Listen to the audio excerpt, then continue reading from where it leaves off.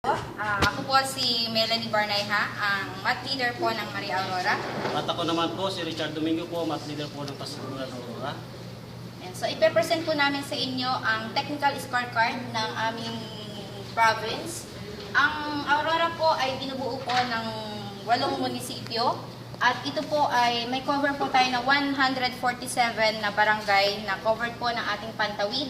Ang target po namin doon na sa Swedish result ay 8,050. Ayan. So, ito pong result ng aming technical scorecard ay na-come up po siya sa pamagitan po ng pag-workshop.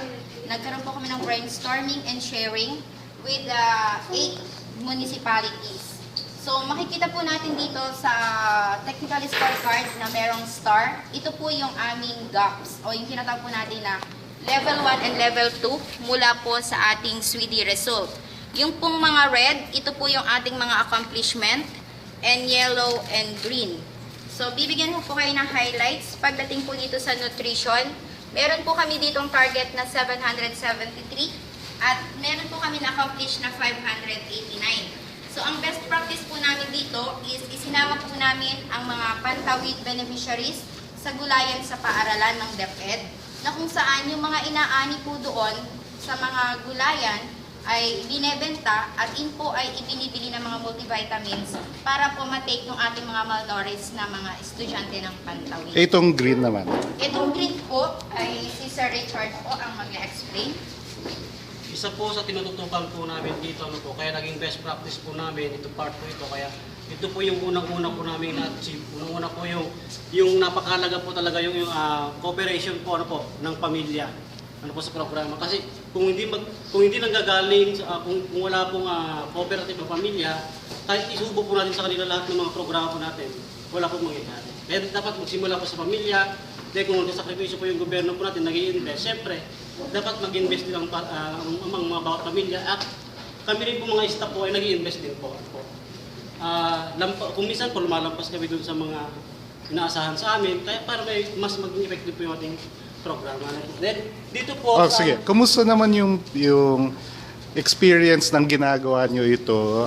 Una, bawat munisipyo, tas pangalawa, mga magkakasamang munisipyo sa isang probinsya. Ayun po. Sa munisipyo po, napaka-importante po, ano po, sabihin po natin, meron po tayong mga kanya-kanyang mga katangian o individual differences. Ano po? Ang importante po dito, kahit na may mga bagay na pinag-diskusyonan, personal, huwag po natin sana ang korpo namin, best practice namin, hindi na-apektuhan po yung aming trabaho. Ano po? Hiwala yung trabaho po namin at sa mga personal namin mga bagay. Then, kaya napakabilis po, unang-una, sa math level, then sa provincial level po, yung workshop po, saka yung availability po lagi ng mga data po. Ito po napaka-importante po. Okay, ano yung tatlo nyong bilin sa mga kapwa CMAT nyo sa buong bansa na maaari manood dito? 2 o 3 tips para hindi sila matakot dito sa napakalaking scorecard. So, kailangan lang po natin is mapalakas po yung ating relationship pagdating po sa LGU. Unang-una po doon, dapat kaibiganin natin ang ating local chief executive, no? Para nandun po yung kanyang talagang full support dun sa pag-iimplementa ng ating mga programa.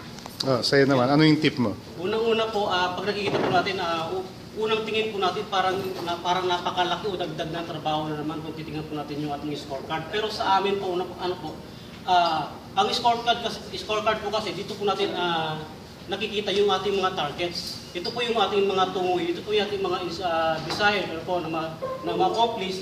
So, ginagamitan po namin ng mga creativity. Kung minsan, pagpasok ko sa opisina, makikita mo siya, ano yan, burden? Ano yan, trabaho na naman? Yung bang makikita ka ng iba, yung ginawa namin star. Kasi parang simpleng bata, ano po.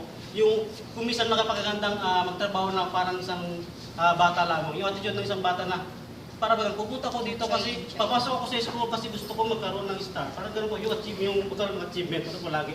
Na pagdating sa bahay, ipagmamalaki sa nanay, parang gano'n po. Kaya napaka-importante po talaga. Minsan maging bata rin po tayo na hindi yung reklamo, hindi mag-research. Para bagang gusto po natin maging mas, ano po, yung laging meron tayong desire na dapat makuha ko ito, target ito. Okay, maraming salamat. Thank you.